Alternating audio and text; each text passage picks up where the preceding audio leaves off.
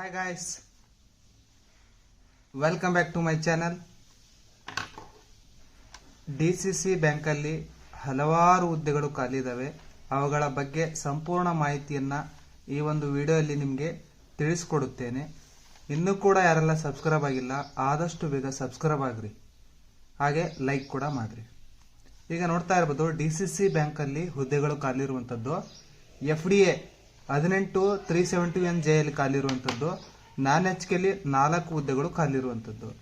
ಈ ಒಂದು ಹುದ್ದೆಗೆ ಕ್ವಾಲಿಫಿಕೇಶನ್ ಏನಾಗಿರ್ಬೇಕಪ್ಪ ಅಂತಂದ್ರೆ ಡಿಗ್ರಿಯನ್ನ ಕಂಪ್ಲೀಟ್ ಮಾಡ್ಕೊಂಡಿರ್ಬೇಕು, ಪ್ಲಸ್ ಅದರ ಜೊತೆಗೆ ಕನ್ನಡ ಓದೋದಕ್ಕೆ ಬರೆಯೋದಕ್ಕೆ ಮತ್ತೆ ಅರ್ಥ ಮಾಡ್ಕೊಳ್ಳೋಕೆ ನಿಮ್ಗೆ ಬರ್ತಾ ಇರಬೇಕು. ಅದಾದ ನಂತರ ಕಂಪ್ಯೂಟರ್ ನಿಮ್ಗೆ ಜ್ಞಾನ ಇರಬೇಕಾಗುತ್ತೆ. ಈ ಒಂದು FDA ಹುದ್ದೆಗೆ ಇದು 371 ಜೆಯಲ್ಲಿ 18 ಹುದ್ದೆಗಳು ಖಾಲಿದಾವೆ. ಕ್ವಾಲಿಫಿಕೇಶನ್ ಡಿಗ್ರಿ ಆಗಿರ್ಬೇಕು, ಮತ್ತೆ ಕನ್ನಡ ಓದೋದಕ್ಕೆ ಬರಬೇಕು, ಅದರ ಜೊತೆಗೆ ಕಂಪ್ಯೂಟರ್ ನಾಲೆಡ್ಜ್ ಇರಬೇಕಾಗುತ್ತೆ. ಈ FDA ಹುದ್ದೆಗಳಿಗೆ ಸಂಬಂಧಪಟ್ಟಂತೆ ಇಷ್ಟು ಮಾಹಿತಿಯನ್ನ ನೀವು ತಿಳ್ಕೊಂಡು ಅಪ್ಲಿಕೇಶನ್ ಅನ್ನ ಹಾಕೋದಕ್ಕೆ ಶುರು ಮಾಡಬೇಕು. ಲಾಸ್ಟ್ ಡೇಟ್ ವರೆಗೂ ಕೂಡ ಕಾಯಕ್ ಹೋಗ್ಬೇಡ್ರಿ. ಲಾಸ್ಟ್ ಅಲ್ಲಿ ಸರ್ವರ್ ಬಿಸಿ ಆಗುವಂತಹ ಸಾಧ್ಯತೆ ಇದೆ. ಆದಷ್ಟು ಮುಂಚಿತವಾಗ್ಲೇ ಅಪ್ಲಿಕೇಶನ್ ಅನ್ನ ಸಬ್ಮಿಟ್ ಮಾಡ್ಬಿಡ್ರಿ. ಇಲ್ಲಿ ನಾನ್ HK ಅಂದ್ರೆ ನಾನ್ ಹೈದರಾಬಾದ್ ಕರ್ನಾಟಕದವರೆಗೂ ಕೂಡ 4 ಹುದ್ದೆಗಳು ಖಾಲಿ ಇರುವಂತದ್ದು. ಹುದ್ದೆಯ ಹೆಸರು ಬಂದು FDA ಫಸ್ಟ್ ಡಿವಿಷನ್ ಅಸಿಸ್ಟೆಂಟ್ ಅಂತಂದೇಳಿ. ಇದಕ್ಕೂ ಕೂಡ ಕ್ವಾಲಿಫಿಕೇಶನ್ ಸೇಮ್ ಇರುತ್ತೆ, ಏನು ಚೇಂಜಸ್ ಇರಲ್ಲ. ಡಿಗ್ರಿ ಆಗಿರ್ಬೇಕು, ಕನ್ನಡ ಓದೋದಕ್ಕೆ ಬರೆಯೋದಕ್ಕೆ ಮತ್ತೆ ಅರ್ಥ ಮಾಡ್ಕೊಳ್ಳೋಕೆ ಬರ್ತಾ ಇರಬೇಕು. ಅದರ ಜೊತೆಗೆ ಕಂಪ್ಯೂಟರ್ ನಾಲೆಡ್ಜ್ ಕಂಪಲ್ಸರಿ ಗೊತ್ತಿರಬೇಕಾಗುತ್ತೆ. ನೆಕ್ಸ್ಟ್ SDA ಹುದ್ದೆಗಳು ಕೂಡ ಇಲ್ಲಿ ಖಾಲಿ ಇರುವಂತದ್ದು. SDA ಹುದ್ದೆಗಳು ಕೂಡ ಇಲ್ಲಿ ಖಾಲಿ ಇರುವಂತದ್ದು. 371 ಜೆಯಲ್ಲಿ 22 ಹುದ್ದೆಗಳು ಖಾಲಿ ಇರುವಂತದ್ದು. ಹಾಗೆ ನಾನ್ HKಲಿ 6 ಹುದ್ದೆಗಳು ಖಾಲಿ ಇರುವಂತದ್ದು. ಇವು ಸೆಕೆಂಡ್ ಡಿವಿಷನ್ ಅಸಿಸ್ಟೆಂಟ್ ಅಂತಂದೇಳಿ ಹುದ್ದೆ ಹೆಸರು. DCC ಬ್ಯಾಂಕ್ ಅಲ್ಲಿ ಈಗ ಖಾಲಿ ಇರುವಂತಹ ಹುದ್ದೆಗಳಾಗಿರ್ತಾವ. ಈ ಒಂದು ಹುದ್ದೆಗೆ ಕ್ವಾಲಿಫಿಕೇಶನ್ PUC ಯನ್ನ ಕಂಪ್ಲೀಟ್ ಮಾಡ್ಕೊಂಡಿರ್ಬೇಕು. ಅದರ ಜೊತೆಗೆ ಕನ್ನಡ ಓದೋದಕ್ಕೆ ಬರೆಯೋದಕ್ಕೆ ಮತ್ತೆ ಅರ್ಥ ಮಾಡ್ಕೊಳ್ಳೋಕೆ ಬರ್ತಾ ಇರಬೇಕು. ಕಂಪ್ಯೂಟರ್ ನಾಲೆಡ್ಜ್ ಮ್ಯಾಂಡೇಟರಿ ಆಗಿರುತ್ತೆ.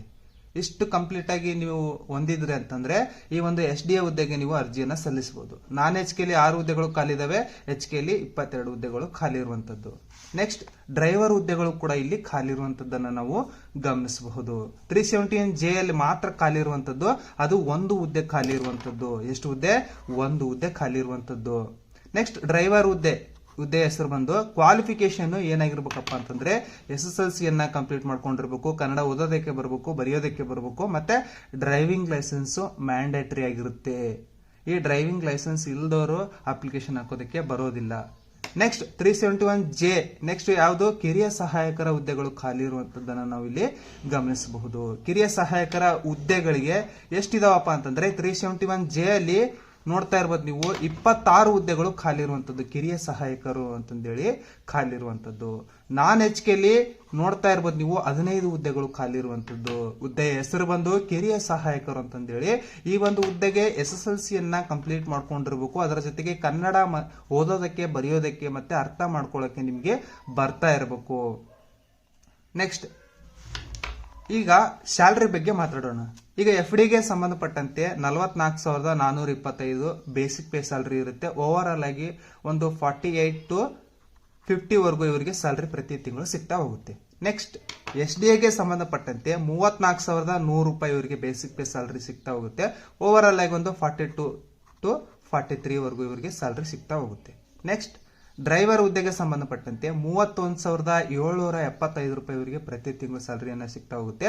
ಓವರ್ ಆಲ್ ಆಗಿ ಒಂದು 35 to 36K ಸ್ಯಾಲರಿ ವರೆಗೂ ಇವರಿಗೆ ಪ್ರತಿ ತಿಂಗಳು ಸಿಗ್ತಾ ಹೋಗುತ್ತೆ. ನೆಕ್ಸ್ಟ್ ಕಿರಿಯ ಸಹಾಯಕರಿಗೆ ಸಂಬಂಧಪಟ್ಟಂತೆ 29,600 ರೂಪಾಯಿ ಬೇಸಿಕ್ ಪೇ ಸ್ಯಾಲರಿಯನ್ನ ನೀಡ್ತಾ ಹೋಗ್ತಾರೆ. ಇದರ ಜೊತೆಗೆ TA DA HRE ಅಂತಂದೇಳಿ ಸೇರ್ಕೊಂಡು ಒಂದು 33,000 ವರೆಗೂ ಇವರಿಗೆ ಸ್ಯಾಲರಿ ಪ್ರತಿ ತಿಂಗಳು ಸಿಗ್ತಾ ಹೋಗುತ್ತೆ. ಈ ಒಂದು ಹುದ್ದೆಗೆ ಏಜ್ ಎಷ್ಟಿರ್ಬೇಕಪ್ಪ ಅಂತಂದ್ರೆ ಈ 4 ಹುದ್ದೆಗಳಿಗೂ ಕೂಡ 18 ಮಿನಿಮಮ್ ಇರಲೇಬೇಕಾಗುತ್ತೆ. ಜನರಲ್ ಮೆರಿಟ್ ಆಗಿದ್ರೆ 18ರಿಂದ 35 ವರ್ಷ ಒಳಗಡೆ ಇರುವಂತಹ ಅಭ್ಯರ್ಥಿಗಳೆಲ್ಲರೂ ಕೂಡ ಅಪ್ಲಿಕೇಶನ್ ಅನ್ನ ಸಬ್ಮಿಟ್ ಮಾಡಬಹುದು.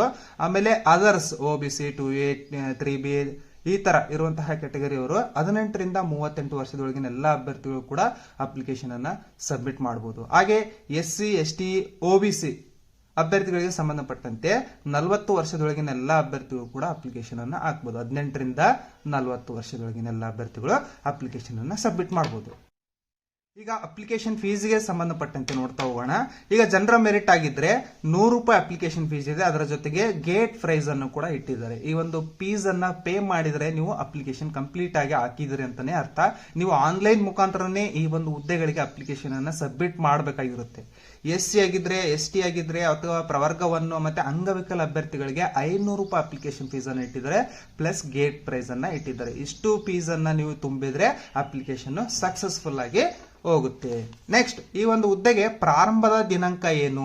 ಪ್ರಾರಂಭದ ದಿನಾಂಕ ಬಂದು 6/4/2026 ಪ್ರಾರಂಭದ ದಿನಾಂಕ ಆಗಿರುತ್ತೆ. ಅದೇ ರೀತಿಯಾಗಿ ಕೊನೆಯ ದಿನಾಂಕ ಬಂದು 6/5/2026 ಕೊನೆಯ ದಿನಾಂಕ ಆಗಿರುತ್ತೆ. ಕೊನೆಯ ದಿನಾಂಕದವರೆಗೂ ಕೂಡ ಯಾರು ಕೂಡ ಕಾಯಕ್ ಹೋಗ್ಬಿಡ್ರಿ, ಆದಷ್ಟು ಮುಂಚಿತವಾಗಿ ಅಪ್ಲಿಕೇಶನ್ ಅನ್ನ ಸಬ್ಮಿಟ್ ಮಾಡ್ರಿ.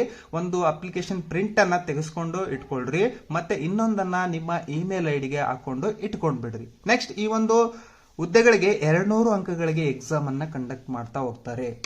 ಯಾವುದು FDA ಮತ್ತೆ SDAಗೆ 200 ಅಂಕಗಳಿಗೆ ಎಕ್ಸಾಮ್ ಅನ್ನ ಕಂಡಕ್ಟ್ ಮಾಡ್ತಾ ಹೋಗ್ತಾರೆ. ಯಾರು ಎಕ್ಸಾಮ್ ಅಲ್ಲಿ ಒಳ್ಳೆಯ ಸ್ಕೋರ್ ಅನ್ನ ಗಳಿಸ್ತಾರೆ ಅವರಿಗೆ 1:5 ಅಂತಂದ್ರೆ ಒಂದು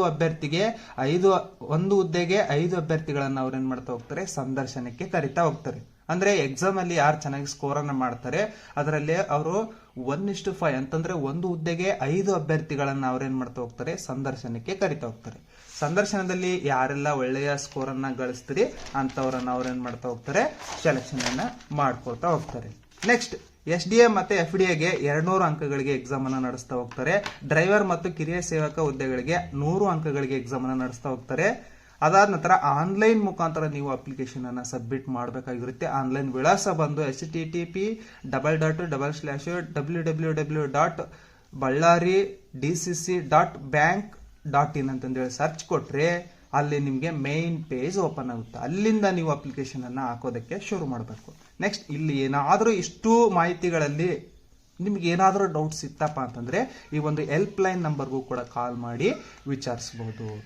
ಹಾಗೆ ಈ ಒಂದು PDF ಅಫಿಷಿಯಲ್ ಗೆಜೆಟೆಡ್ PDF ಏನಾದರೂ ಬೇಕಾಗಿತ್ತಪ್ಪ ಅಂತಂದ್ರೆ ನನ್ನ ಟೆಲಿಗ್ರಾಮ್ ಚಾನಲ್ ಮತ್ತೆ ವಾಟ್ಸಪ್ ಚಾನಲ್ ಅಲ್ಲಿ ಬಂದು ನೀವು PDF ಅನ್ನ ಪಡ್ಕೊಳ್ಬಹುದು. ಅಲ್ಲಿ ನಾನು ಹಾಕಿರ್ತೀನಿ. ಈ ಒಂದು ವಿಡಿಯೋವನ್ನ ಆದಷ್ಟು ನಿಮ್ಮ ಸ್ನೇಹಿತರಿಗೆ, ನಿಮ್ಮ ಫ್ಯಾಮಿಲಿಯವರಿಗೆ ಶೇರ್ ಮಾಡ್ರಿ, ಲೈಕ್ ಮಾಡ್ರಿ, ಹಾಗೆ ಸಬ್ಸ್ಕ್ರೈಬ್ ಆಗೋದನ್ನ ಮಾತ್ರ ಮರಿಬೇಡ್ರಿ. ಎಲ್ಲರಿಗೂ ಕೂಡ ಧನ್ಯವಾದಗಳು.